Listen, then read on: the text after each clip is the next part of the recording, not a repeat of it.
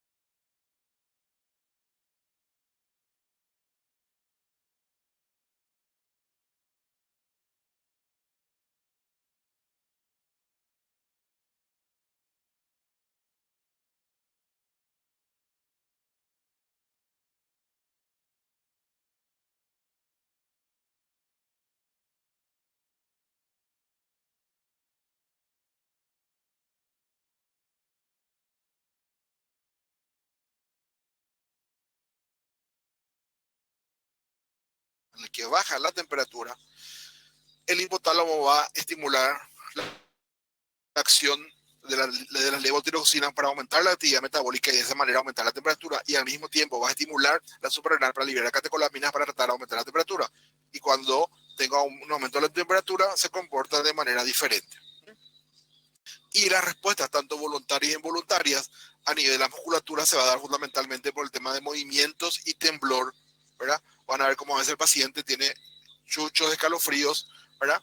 Porque trata de esa manera eliminar la temperatura, o en la piel va a tener la famosa piloerección de la piel.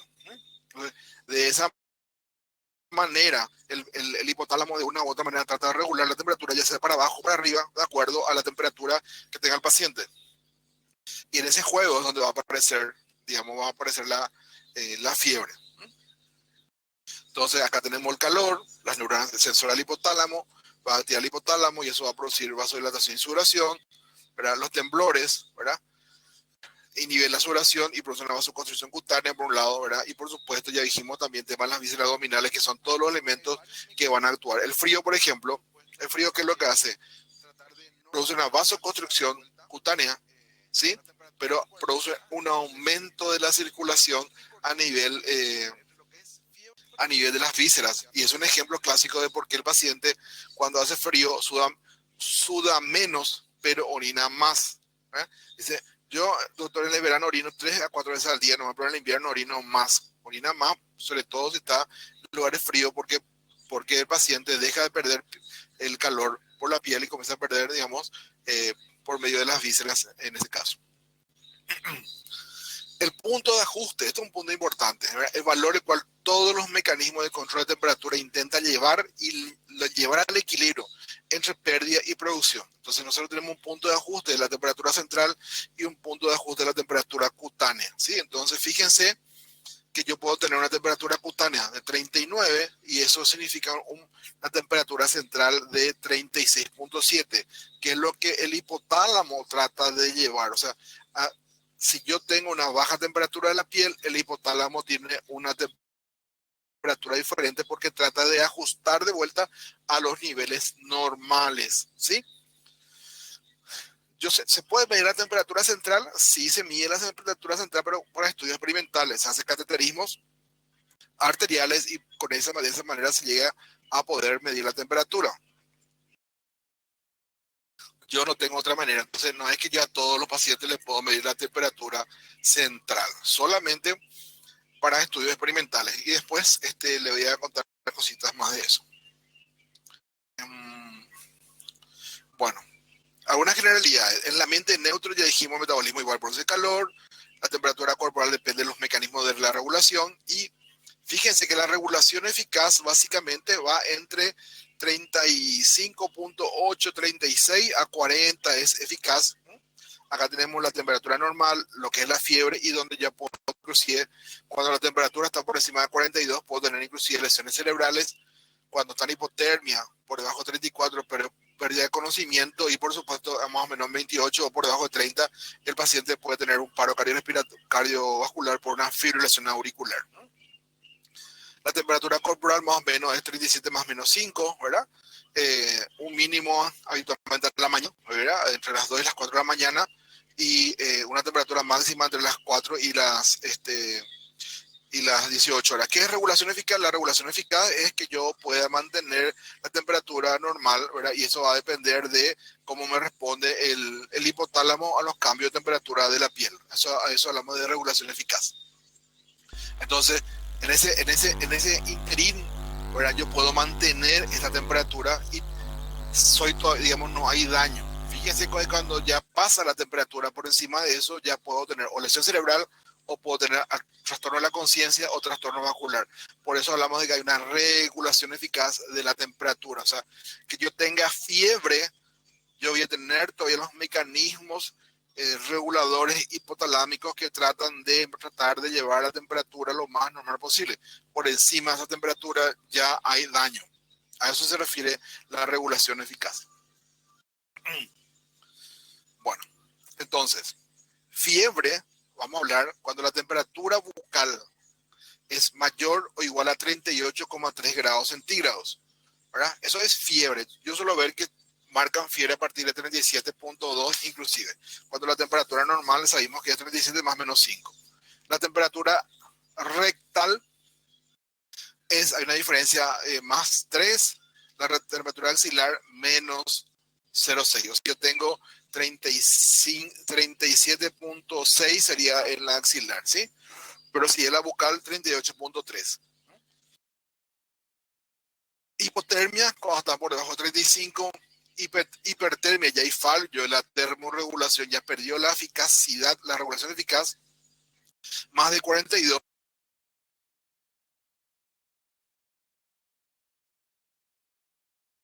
Y hiperpirexia, más de 41. Bueno,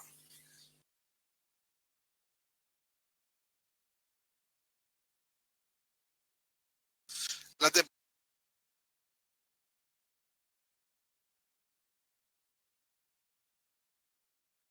axilar es menos 0. Temperatura bucal 38.3.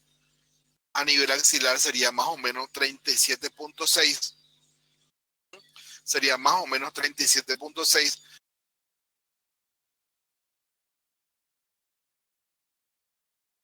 Entonces, por eso, miden la temperatura, cuando miden la temperatura, tienen que especificar dónde le tomaron al paciente. Si fue la temperatura de la piel, si fue axilar, si fue rectal, si fue bucal. Muchas veces los niños o los recién nacidos se toman mucho la temperatura rectal. ¿Sí? Gracias, Javier.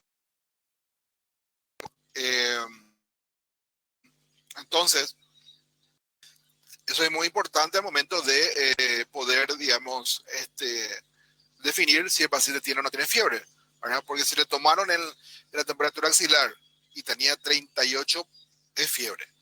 Si le tomaron la temperatura bucal y tenía 38, no es fiebre. ¿Sí?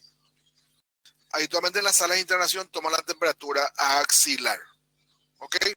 Entonces la temperatura axilar sí ya hay que depender del tiempo que dejen el termómetro en el paciente.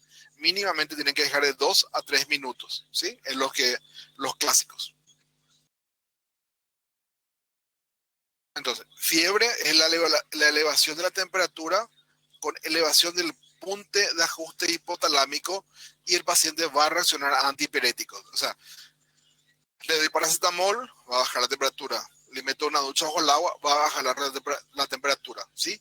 Entonces acá hay un aumento de la temperatura, pero en base a que el hipotálamo todavía trata de mantener normalmente. Después tenemos hipertermia, el aumento de la temperatura, pero el punto de ajuste del centro de temperatura ya no cambia. La hipertermia, el centro de ajuste no cambia y yo le voy a dar dipirona, le voy a dar paracetamol, le voy a dar lo que sea y no me va a bajar la temperatura. Tengo que tomar medidas extremas para bajar la temperatura. E hipotermia cuando baja por debajo de 35 y eso habitualmente es accidental, ¿verdad? Porque nosotros acá en nuestro país no tenemos climas muy fríos, ¿verdad? No tenemos nieve, a no ser que alguien se quede guardado en un congelador. La hipotermia es más rara que perro verde.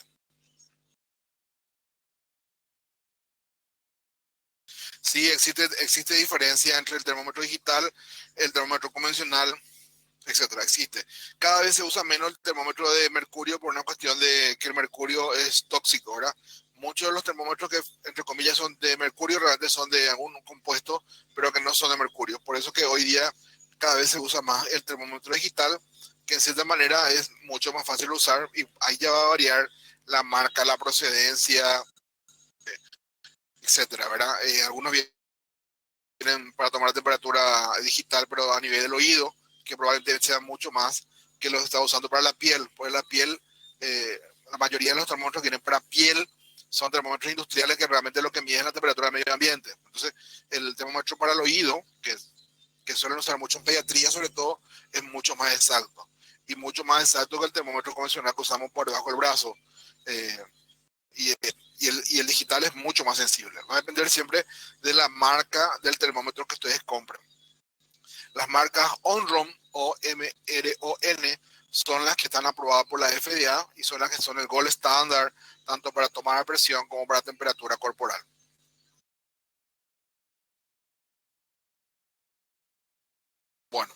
algunos puntos importantes en el tema de la fiebre. Entonces, nosotros podemos tener pirógenos. ¿Cuál sería febrícula? Y febrícula es, digamos, entre 37.2 y 37.7. Eso sería febrícula, ¿sí? 37.2 a 37.5 de febrícula. Porque el paciente está caliente, pero todavía el hipotálamo está tratando de tratarlo al llegar al normal. No, prefebril, como dice Javier. Prefebril o febrícula sería... Sí, se escucha un montón de cosas, pero sería la famosa febrícula, sería el prefebril, ¿verdad? Entre 37.2, 37.6, 37.5 más o menos, ¿sí? Entonces nosotros podemos tener los pirógenos exógenos, ya sea gérmenes, ¿verdad? Toxinas, etcétera, que va a producir una activación del sistema inmunitario.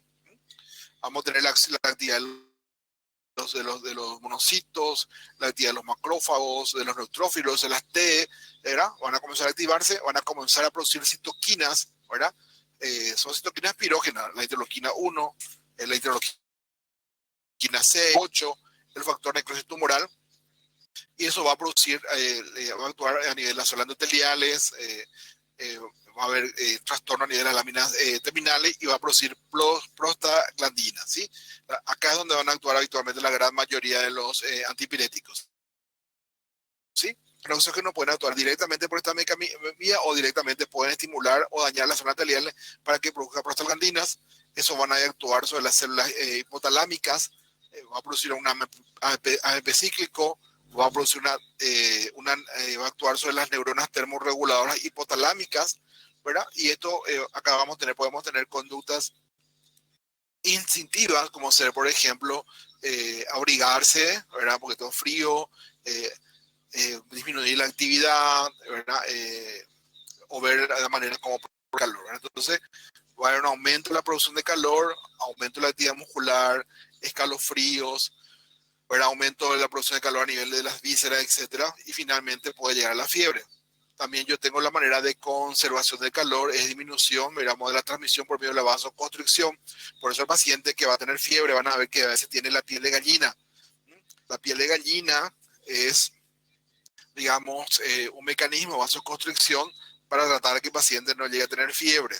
Y el aumento de la producción de calor también. Por eso de repente el paciente comienza a sudar en forma abundante, y vamos a ver que son partes o elementos de la fiebre, ¿sí? Entonces acá de vuelta tenemos un resumen de vuelta, los pirógenos, las citoquinas, fíjense, las citoquinas van a actuar sobre el hipotálamo, el aumento de la prostaglandina E2, que es la que va a modificar el punto de ajuste del hipotálamo, y ahí vamos a tener entre la producción de calor y la conservación de calor para que aparezca la fiebre. Las toxinas microbianas pueden actuar por este mecanismo o pueden actuar también directamente sobre el hipotálamo, ¿verdad? Y la prostaglandina E2, el elemento clave, que es ese punto de entre la temperatura central y la temperatura de la piel para que se produzca o no se produzca fiebre. Por eso que algunos dicen, no le vaya a dar un antipirético antes. ¿Por qué? Porque va a actuar sobre la prostaglandina y el paciente no va a tener fiebre, y yo puedo solapar el cuadro clínico del paciente o cambiar la historia natural, inclusive, o puedo cambiar inclusive la historia natural del paciente. Entonces, eso es demasiado importante. Muchas veces esperamos no darle analgésicos, no darle antipiréticos, si nos hacemos solamente medio local, meterle bajo la ducha, agua templada, para evitar que el paciente eleve más la temperatura.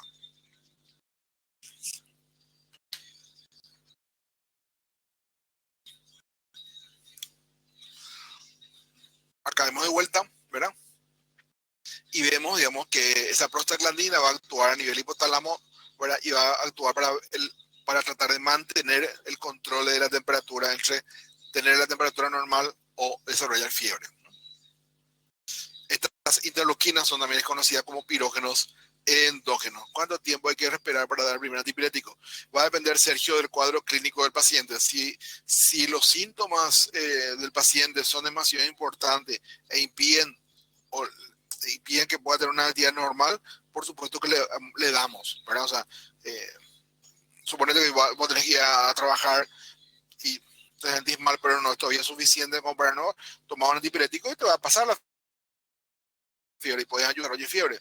¿verdad? Puede ser un cuadro leve, ¿verdad? Pero no puede dejar que el paciente que llegue a temperatura de 38.5 y que le postren en la cama, en ese caso no, ¿verdad? Entonces, la experiencia te va a ir mostrando de acuerdo a qué caso vas a dar o no vas a dar antipiréticos. Pirógenos endógenos también, ¿verdad? Y cuáles son las manifestaciones clínicas, ¿verdad? Las manifestaciones clínicas dependen de un punto importante, de la edad del paciente, ¿verdad?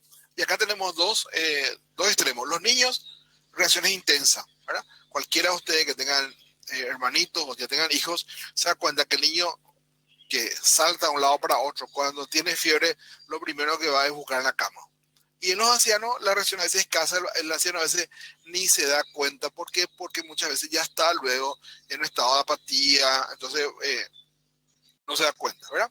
Y cuando la temperatura aumenta 1 o 2 puntos grados centígrados, el estado de malestar general, es decir, me siento mal, doctor, no sé qué me pasa, es algo característico en los pacientes que desarrollan cuadros febriles, ¿sí? Fases de la fiebre, esto es muy importante para poder interpretar qué es lo que suele pasar en el paciente. Entonces, yo voy a tener un aumento de la temperatura, era en la parte de ascenso, ¿verdad? Una frialdad cutánea distal, acrocenosis, o sea, puedo tener alteración de la coloración de la punta de los dedos, puedo tener escalofríos y no sudo, ¿verdad? El escalofrío es la piel de gallina que suelen tener los pacientes. Después entra en la etapa de meseta, donde deja de tener escalofríos, la piel se le vuelve caliente, ¿verdad? Bien caliente, dice, acá le tomo la temperatura, y después el paciente comienza a sudar en forma importante y la mano que estaba medio azulada se comienza a poner un poco roja. Ese es el descenso en la temperatura. Eso es lo que ocurre habitualmente en un paciente que yo no hago nada. O sea, tiene un ascenso donde va a tener escalofríos,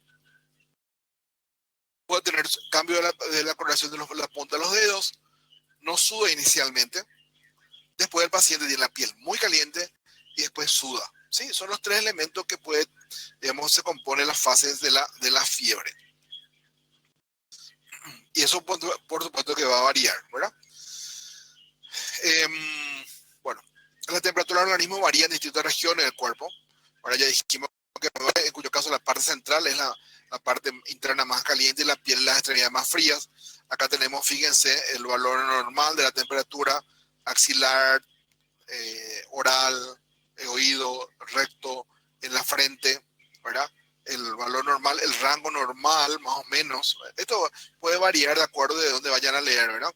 Fíjense que a nivel oral este habla de 36.7 a 37.3, esto habla axilar a 36.8 y de 37 ya comienzan a hablar de febrícula y el tiempo mínimo que uno tiene que exponer, digamos, el termómetro, fíjense, es muy variable y eso también varía muy, solamente para mostrarle este gráfico, solamente para mostrarle que la temperatura es variable de acuerdo a donde uno tome y de acuerdo al termómetro que utilizo también va a variar la temperatura y de acuerdo al tiempo que pongo el termómetro a la zona.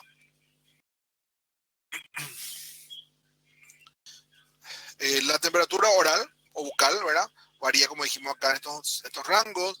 Se suele considerar fiebre inclusive en estos valores, ¿verdad? Y algunas cosas que hay que tener cuidado. Debe colocarse debajo de la lengua, ¿sí?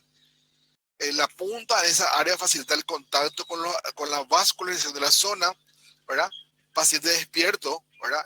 Cerrar los labios y no morder el termómetro, eso es muy importante. Si un paciente está por convulsionar, no le pongan la boca porque puede tragar termómetro y por lo menos 2 minutos antes de realizar la lectura. La temperatura varía entre 36.5 y 37.5. Esa es la bucal, que es lo que uno a veces, hoy día se usa menos porque casi nadie quiere meter el termómetro en la boca porque a no ser que sea su propio termómetro. La rectal, ¿verdad? Fíjense, es preferible en niños pequeños. La rectal se correlaciona bien con las temperaturas esofágicas, que también se puede medir, ¿verdad? Está contraindicada en pacientes con diarrea, por supuesto, o cirugías digestivas, ¿verdad? La maniobra de lectura del plexo hemorroidal en lugar de las heces fecales hay que tener mucho cuidado, bueno, no es fácil, pero se suele usar en los niños, los pediatras se acostumbran a usar la rectal. En el adulto casi no usamos. La del tímpano, ¿verdad? O la esofágica, bien, la esofágica se mete una sonda, ¿verdad? Está afectado por los líquidos, por supuesto, ¿verdad? Entonces hay que tener mucho cuidado, ¿verdad? Y estas temperaturas, como dice acá, estas temperaturas reflejan las alteraciones del calor corporal y más, está en más relación con la zona de perfusión del hipotálamo que la bucal o la rectal. Son diferentes zonas donde uno tiene. La axilar, que es la que más se usa probablemente, ¿verdad? Es la menos representativa de la temperatura interna y es la que más usamos. Varía con el estado de vasoconstricción, ¿verdad? Y tiende a ser inferior alrededor de 1 grado a la temperatura central. Fíjense, al ser inferior a 1 grado a la temperatura central, ¿verdad? Depende mucho si le tomo, si la zona donde yo tomo está húmeda, si hay muchos pelos, etcétera. Entonces hay que tener mucho cuidado, ¿verdad? Y por supuesto que va variando y hay que controlar en diferentes horarios. Pero la que más usamos por una cuestión práctica muchas veces, ¿verdad?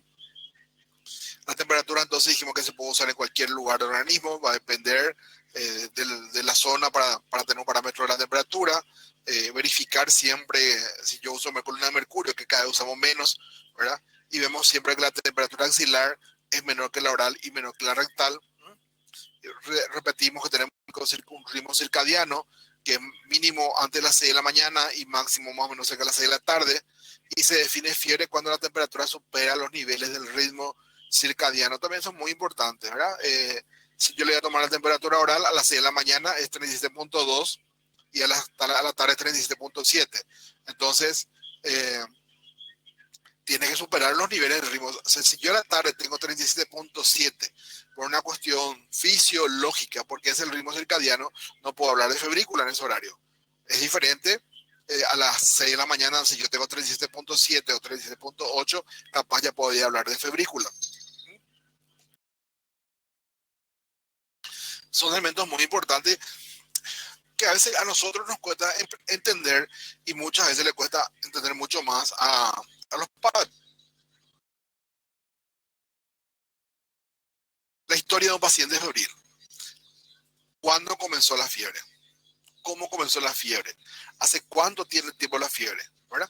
No es lo mismo decir, doctor, estuve en contacto ayer con mi hermano que tuvo COVID, a decir, estuve en contacto hace 40 días con un tío que tenía, me fue a la cárcel y tal, le tenía tuberculosis. Doctor, yo me fui al Amazonas y había mucho mosquito y estoy con fiebre hace 3 semanas. O sea, es importante ver cuándo comenzó la fiebre, hace cuánto tengo la fiebre, ¿verdad? ¿Hace cuánto tengo? ¿Qué signos y síntomas me acompañan? Y sí, doctor, tengo sensación febril, pero tengo tos en cuadro respiratorio. Tengo fiebre y tengo diarrea en cuadro digestivo. Tengo fiebre y me duele la cabeza y puede ser solamente un síntoma acompañante de la fiebre. Doctor, tengo fiebre y la piel es amarilla, puede ser una colangitis. Entonces va a variar la interpretación de ese cuadro febril de acuerdo a los signos o los síntomas que me acompañan, ¿verdad? No, doctor, yo suelo tenerlo fiebre cada tanto, ¿verdad?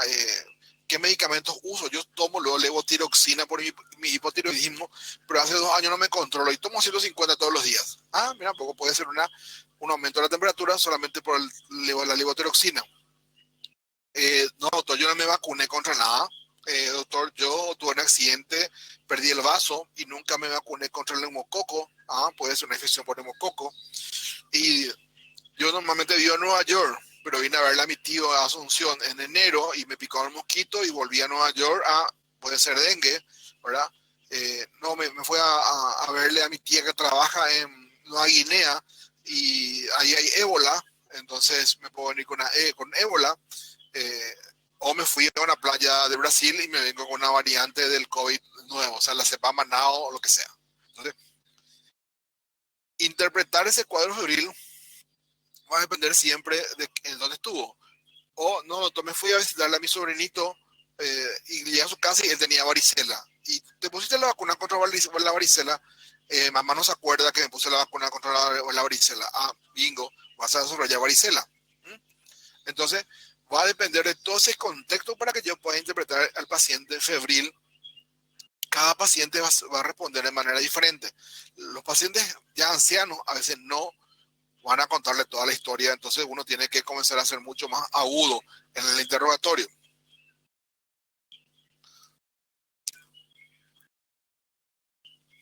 El examen físico de los pies a la cabeza. ¿eh? El examen físico del paciente febril es de los pies a la cabeza. ¿Por qué? Pueden encontrar un paciente que está en la cama, en una posición viciosa, flexionando el muslo sobre el abdomen, y eso puede ser un acceso del psoas. Tengo que buscarla a ver si él no tuvo a una herida en la piel, por ejemplo, se clavó una espina. Me puede venir a mí un paciente que viene con fiebre alta, le ocultó un soplo y él es joven. Tengo que buscar a ver sitios de inyección de droga endovenosa. ¿eh? Tengo que ver su respuesta social para decirle, no, te vamos a enviar a la casa, vas a hacer esto, vas a volver en 48 horas. Si yo veo que no hay posibilidad de que él vuelva, muchas veces es mejor dejarle internado. ¿Cómo está su estado de conciencia? ¿Está lúcido? ¿No está lúcido? ¿Tiene fiebre pero está somnoliento? Ah, puede ser una meningitis, tengo que hacer una punción lumbar. Tiene fiebre, tiene una frecuencia respiratoria de 30 por minuto, puede ser una neumonía, puede ser una tuberculosis, puede ser un acceso pulmonar. La piel está muy fría, el paciente puede tener fiebre con piel muy fría, se da shock polémico o un shock séptico inclusive. O sea, son elementos que yo tengo que evaluar en cada paciente para poder interpretar ese paciente que llegó conmigo a la consulta externa o a la urgencia, ¿verdad? Para poder darle algún tipo de respuesta o por lo menos de aclarar las dudas y si no, seguir evaluando. Los factores que afectan. Tipo de infección. No va a ser lo mismo una celulitis por una lesión en la piel porque mi mamá me cortó mal la uña a tener una neumonía. No va a ser lo mismo el paciente que viene con mucha sed porque está tan deshidratado por lo que perdió de calor. Viene con mucho dolor, me duele demasiado la cabeza, doctor, me duele demasiado el lado izquierdo de mi pulmón, ¿verdad? La ansiedad, le separo y viene a la consulta y le tengo que dejar fuera de contacto con los familiares. El estado de deshidratación que está en relación con el hambre o la sed, la experiencia de ustedes, poder interpretar que ese paciente está grave o está menos grave, va a depender siempre de lo que ustedes leen y con el tiempo, a medida que van teniendo más cabello blanco, van a poder o está grave o no. El estado de desarrollo psicomotriz del paciente y la inmadurez inmunológica. El paciente no tiene vaso, el paciente tiene una leucemia o tiene un linfoma, y el estado de desarrollo psicomotor del paciente, camina, no camina, se mueve solo o sí está, depende de una tercera persona. En ese contexto yo tengo que evaluar, ¿verdad? Evaluar también si tiene una derivación ventrículo-peritoneal. Sí, doctor, cuando era chico tuve una hidrocefalia y me colocaron un catéter de derivación, o sea, puede ser una infección asociada a su catéter. Tiene un catéter venoso central porque tiene un cáncer y se le colocó un catéter venoso para su quimioterapia, o tiene un catéter venoso central para diálisis ambulatoria, tiene VIH, tiene fibrosis quística, suele convulsionar, tiene menos de 5 años y convulsiona, está en tratamiento con quimioterapia o usa forma corticoide de forma elevada. Entonces son elementos que tengo que evaluar en el paciente que me viene con fiebre, porque no va a ser el mismo paciente que no tiene nada de estos factores y viene con fiebre a un paciente que tenga todos estos factores y viene con fiebre. Se van complicando la evaluación del paciente febril, ¿verdad? Entonces acá tenemos también diferentes tipos, como se inició en forma rápida, en forma lenta, subfebril, como dijo alguien allá, o febrícula, ¿verdad? Cuando varía de hasta 0,5, y después ya vemos diferentes clasificaciones que no solemos usar. Y en el examen físico, en el examen de laboratorio, puedo encontrar leucocitosis, o puedo encontrar inclusive leucopenia, puedo encontrar neutrofilia, o puedo encontrar neutropenia, puedo encontrar relaciones tóxicas, una eritrosedimentación alta, una PCR acelerada, o inclusive tengo que pedirle hemocultivos pensando que el paciente tiene un cuadro febril asociado a algún tipo de infección. Entonces va a ir cambiando la temperatura, ¿verdad? La fiebre o fin de la fiebre, ¿verdad? El paciente va a terminar con vasodilatación y sudoración, de la manera que el paciente termina la fiebre, ya dijimos anteriormente, ¿sí?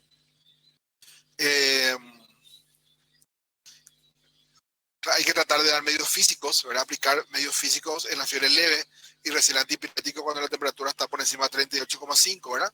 Es un punto importante de parte del tratamiento para mientras voy estudiando las probables causas de la fiebre, ¿verdad?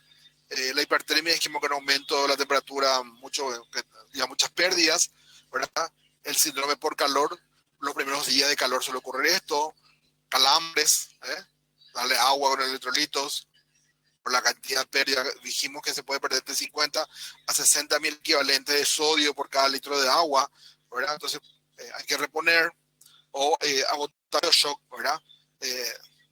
Acá en Paraguay solía ocurrir mucho en el servicio militar cuando en verano se decaían los colegas, ¿verdad? Cefalea, debilidad, ¿verdad? El paciente se vuelve un color más que pálido, va a ser gris, palpitaciones, hipotensa y se cae, ¿verdad? En algunos también con náuseas inclusive, ¿verdad? Y posteriormente, eso suele ocurrir también muy frecuentemente cuando se quedan informaciones que duran mucho tiempo. La insolación, ¿verdad? ¿Qué es lo que ocurre en la insolación?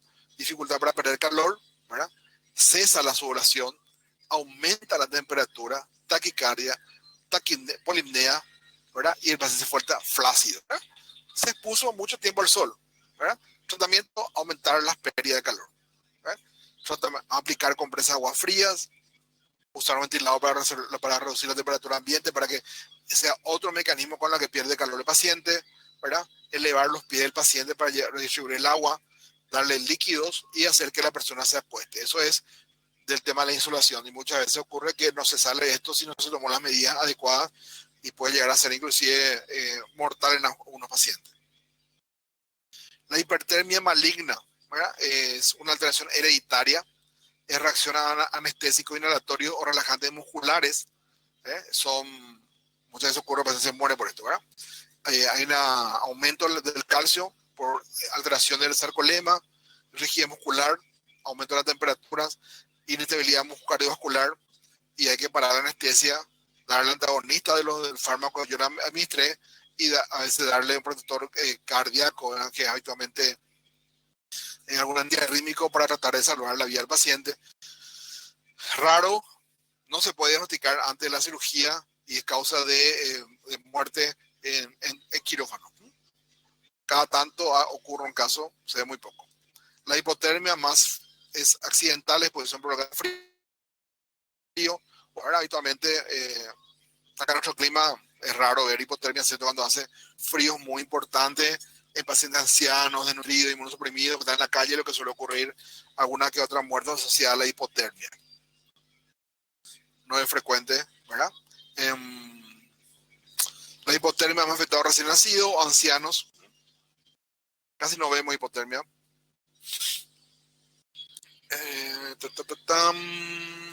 Cuadro clínico, taquicardia, bradicardia después, aumento de la frecuencia respiratoria, deterioro del nivel de conciencia, y el tratamiento es calentamiento pasivo, ¿verdad?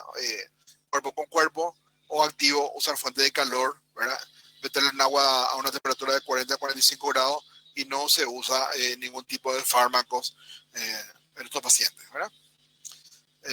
Hipotermia por congelamiento, déficit auditivo, la sensación de la pesadez, no friccionarle, no friccionar la mano, ya dijimos poner agua a 40 grados, calmar el dolor después, ¿verdad?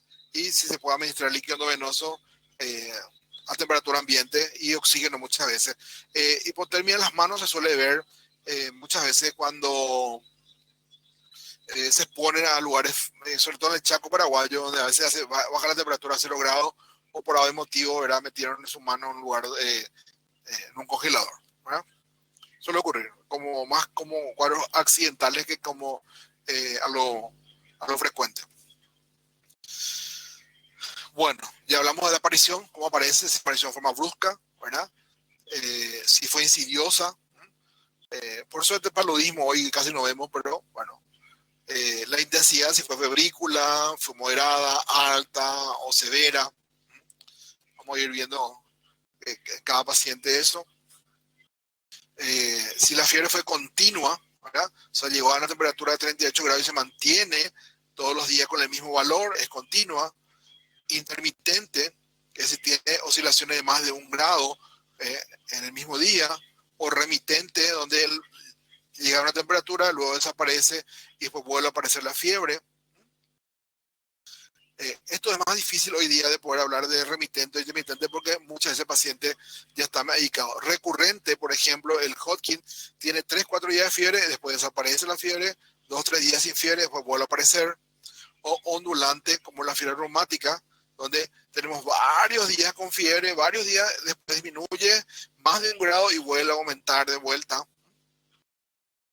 Lastimosamente, todos estos hallazgos semiológicos antiguos ya prácticamente desaparecieron. Las manifestaciones sistémicas, taquipnea, que es el aumento de la frecuencia respiratoria, taquicardia, que es el aumento de la frecuencia cardíaca, convulsiones, escalofrío o el herpes labial, que suele ocurrir muchas veces, es una manifestación sistémica de la fiebre. El herpes labial es nada más que una reactivación de un herpes simple, el virus herpes simple que puede ser contagiado en algún momento de la evolución. Locales, dolor al orinar, dolor en el hipocondrio derecho, dolor torácico, dolor muscular, dolor de cabeza. O sea, las manifestaciones locales son habitualmente dolores, no de acuerdo a dónde tiene dolor, ¿verdad? Esas son las locales. Se suele acompañar a veces la fiebre de dolor. ¿Y cómo termina la fiebre? En crisis, que es de manera brusca, como la fiebre tifoidea, o en lisis, en forma escalonada, como el caso de la neumonía. O sea, va bajando la fiebre lentamente. Otro punto importante de la fiebre es la fiebre de origen desconocido, ¿sí? Es un concepto ya bastante antiguo y tiene 3 criterios clásicos. La temperatura igual o más de 38,3 grados centígrados, que dure por lo menos 3 semanas, y el tiempo de estudio es variable. 1 semana de haber internado en el hospital, pero eso vamos a ver que varía un poquitito.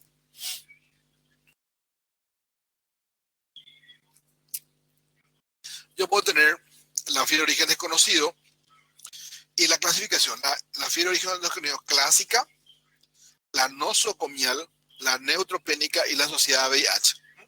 La clásica es lo que dijimos recién, ¿verdad? Y cuando dice no diagnosticada, es, como dice acá, en 3 consultas ambulatorias o durante 3 días de hospitalización.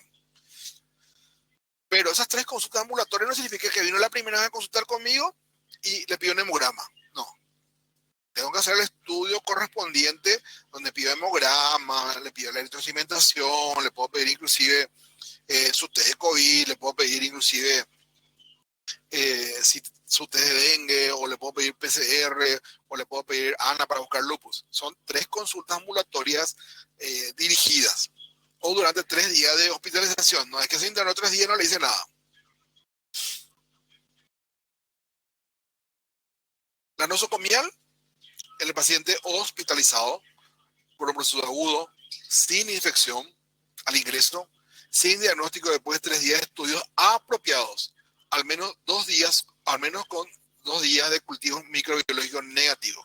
Causas: asociadas a catéteres, herida quirúrgica, Clostridium difficile, tromoflebitis séptica son causas de la nosocomial.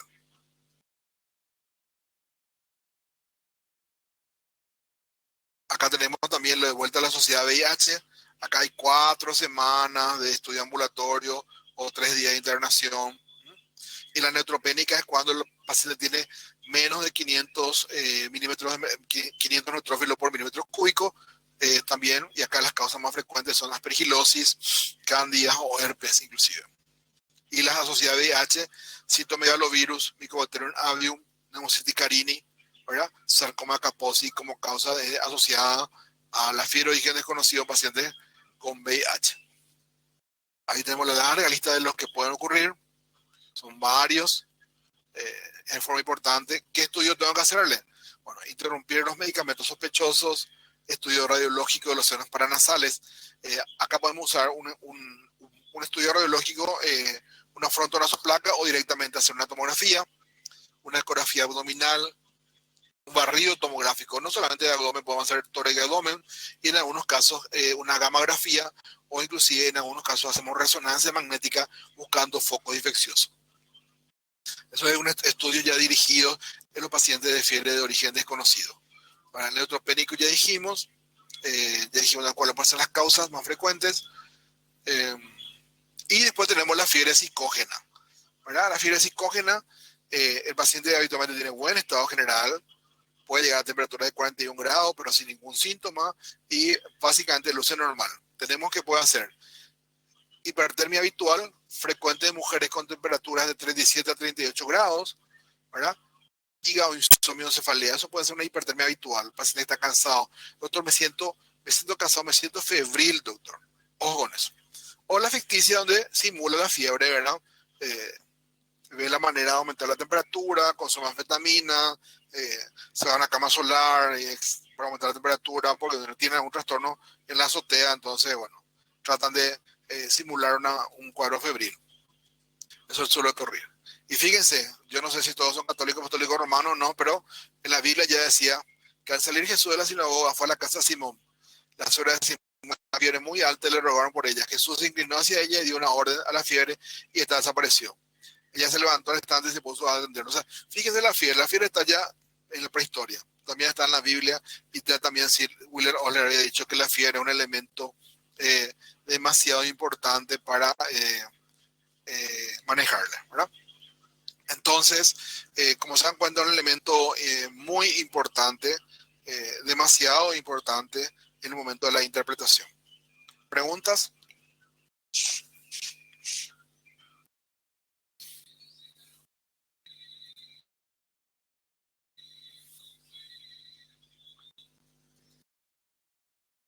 Hola, hola, hola. Vamos a darnos una pausa de 15 minutos y vamos a volver a las 9:25 para otro tema, ¿ok?